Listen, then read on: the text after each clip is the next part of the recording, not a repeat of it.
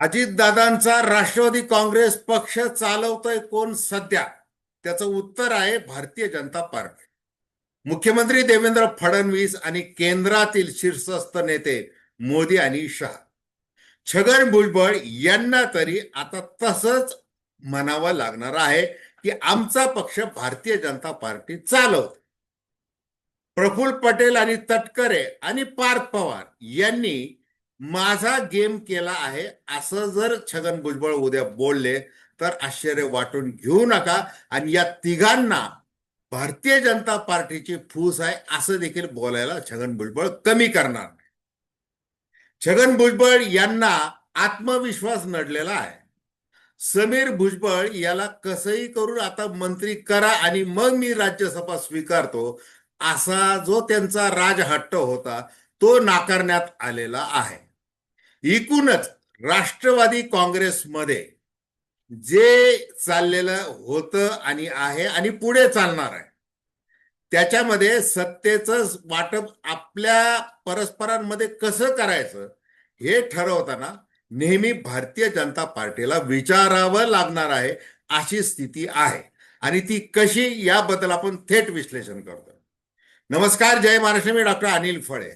माझी आपल्याला विनंती की चॅनल सबस्क्राईब करावं, सबस्क्राईबचं बटन दाबावं आणि आपल्या प्रतिक्रिया बिनधास्तपणे नोंदवाव्या.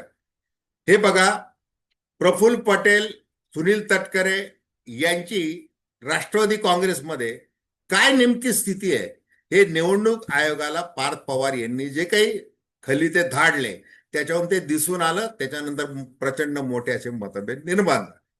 त्याच्यानंतर पटेल आणि तटकरे यांनी शीर्षस्थ नेतृत्वाला साथ घातली, जशी शरद पवारांना देखील साथ घातली की आमचं चुकलं काय आणि आम्हाला ही का शिक्षा मिळते. याच्यावर बरंच आतमध्ये पडद्याच्या आड काही घडलेलं आहे. मग अशा स्थितीमध्ये आता करायचं काय? तर प्रफुल्ल पटेल यांना आता त्यांचा एकेकाळचा पीए असलेला आणि जवळचा सहकारी आणि विदर्भामधला ज्येष्ठ नेता राजेंद्र जैन यांना खासदार करता आलेला आहे.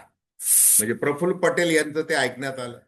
त्याच्यानंतर सुनील तटकरे यांच्या मुलाला बिनविरोध निवडून येता आलं विधान परिषदेत. मुलगी अदिती तटकरे ही तर महिला व बाल विकास बाल कल्याण मंत्री आहेच, कॅबिनेट मंत्री. मग आता सुनील तटकरे कुटुंबाशी जर तुलना केली तर मला देखील मंत्रीपद माझ्याकडे पाहिजे. माझा मुलगा पंकज भुजबळ हा विधान परिषदेवर आहेच आहे आणि प्लस मला खासदार होता आलं पाहिजे. त्यासाठी छगन भुजबळ यांनी सगळ्यांकडे तसा हट्ट धरला होता, हक्क सांगितला होता, कारण मी ज्येष्ठ आहे याची जाणीव ठेव. परंतु गेल्या 3-4 ज्या बैठका झाल्या त्या बैठकांमध्ये प्रचंड अशी वादावादी झाली. आणि आता आपण जर पक्ष सांभाळला नाही, आपलं सर्व मतैक्य जर आपण दाखवलं नाही तर एकट्या पार्थ पवारच्या डोक्यावर नारळ फोडून आणि मग या पक्षाची जी काही वाताहत होईल त्याला जबाबदार आपण सगळे असू, एकटे पार्थ पवार असणार नाहीत हे लक्षात घ्या. याच्या संबंधी अनेक प्रकारची चर्चा झाली. ज्या वेळेला उपमुख्यमंत्री आणि राष्ट्रवादी काँग्रेसच्या राष्ट्रीय अध्यक्षा सुनेत्राताई पवार यांना खासदार कुणाला केलं जाणार या वेळेला तुमच्या जागेवर असं विचारलं होतं, त्यावेळेला त्यांनी अतिशय सूचक विधान केलं की पक्षाचा एकमताने जो काही निर्णय होईल तो मान्य करावा लागेल. आता पक्षाचा काही निर्णय असेल, ज्या वेळेला असं तत्वता मान्य केलं गेलं, ठीक आहे. समीर भुजबळ यांना आपण मुंबई राष्ट्रवादी काँग्रेसचं अध्यक्ष केलं होतं ज्यावेळेला अजितदादा पवार यांनी ती आपली ही काँग्रेस आपला पक्ष स्थापन केला. त्याच्यानंतर भुजबळ साहेब इकडे आले, तुमचा आदर राखला पाहिजे म्हणून समीर भुजबळ यांना मुंबईचं अध्यक्ष करण्यात आलं. ते खासदार देखील होते. हे सगळं असताना मग आता निर्णय काय घ्यायचा यावेळेला? म्हणजे ज्या वेळेला डिसेंबर 2024 मध्ये मंत्री करण्यात आलं नव्हतं छगन भुजबळ यांना, त्यावेळेला त्यांनी काय काय वक्तव्य केली होती ती आठवून बघा. त्याच्यामध्ये आणि आत्ता जे होतंय त्याच्यामध्ये कसं अंतर नाही हे आपल्या लक्षात येईल. म्हणजे त्यांनी काय म्हटलं होतं त्यावेळेला, मी काही खेळणं भावली नाही, कुणाच्या हातातलं म्हणजे पटेल, तटकरे, मी तुमच्या हातातलं खेळणं नाही. आणि अजित पवारांवर देखील छगन भुजबळ यांचा जाहीरपणे रोष व्यक्त झालेला होता. देवेंद्र फडणवीस यांची मुख्यमंत्री म्हणून मला मंत्रिमंडळामध्ये घेण्याची तयारी होती, परंतु अजित पवारांमुळे मला मंत्रिपद त्यावेळेला मिळालं नाही, हे त्यांनी जाहीरपणे बोलून दाखवलं होतं.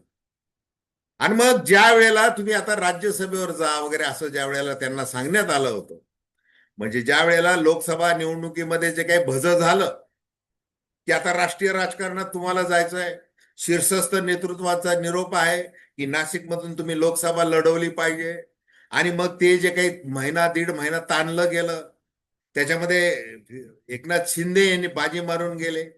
त्यांनी त्यांचा उमेदवार उभा केला आणि तिथं तो विषय थांबला. त्याच्यानंतर सुनेत्राताई पवार या लोकसभा निवडणुकीमध्ये हरलेल्या होत्या. त्याच्यानंतर आता राज्यसभेवर जाण्याची ही संधी आहे आपल्याला, म्हणून भुजबळांनी अजितदादा पवारांकडे हट्ट धरला होता. त्यावेळेला तो काही मान्य करण्यात आला नाही.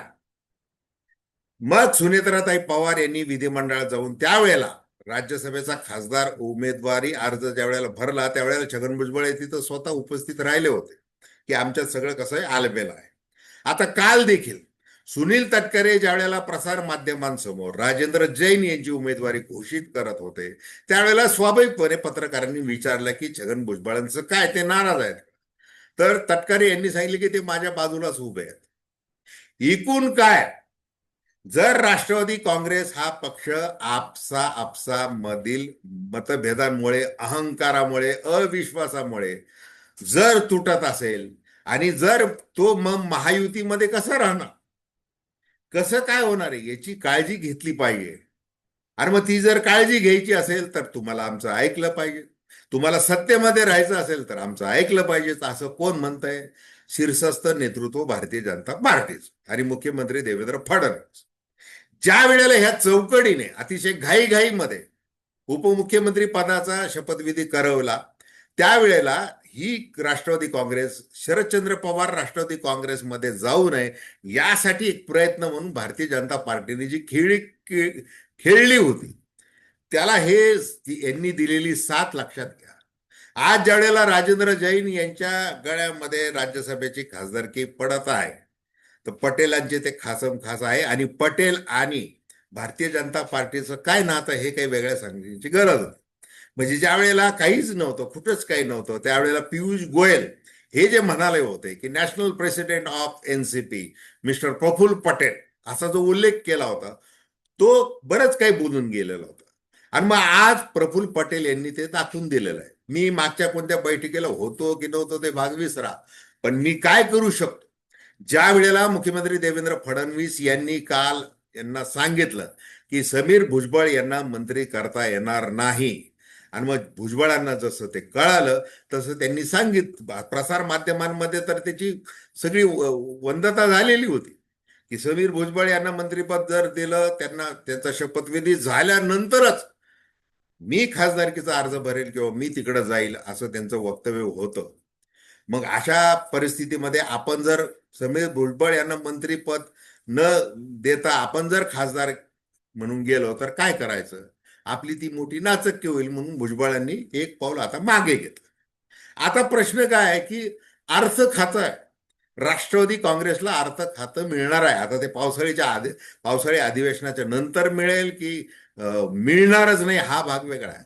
मग त्याच्यासाठी छगन भुजबळ हे नाव पुढे येऊ शकतं का याची देखील चर्चा सुरू आहे. एकूण काय, राष्ट्रवादी काँग्रेस हा आता एनडीए बरोबर महायुतीमध्ये सत्तेमध्ये असल्यामुळे आणि अजितदादा पवार यांच्या अकाली निधनामुळे जे सगळे जे बदललेले संदर्भ आहेत त्याच्यामुळे पूर्णतः अंकुश हा भारतीय जनता पार्टीचा राष्ट्रवादी काँग्रेसवर आहे, हेच या घटनेने दाखवून दिलेलं आहे. इतकंच. तर धन्यवाद. हा व्हिडिओ आपल्याला आवडला असेल अवश्य शेअर करा, सबस्क्राईब करा आणि आपली प्रतिक्रिया बिनधास्तपणे नोंदवा. धन्यवाद.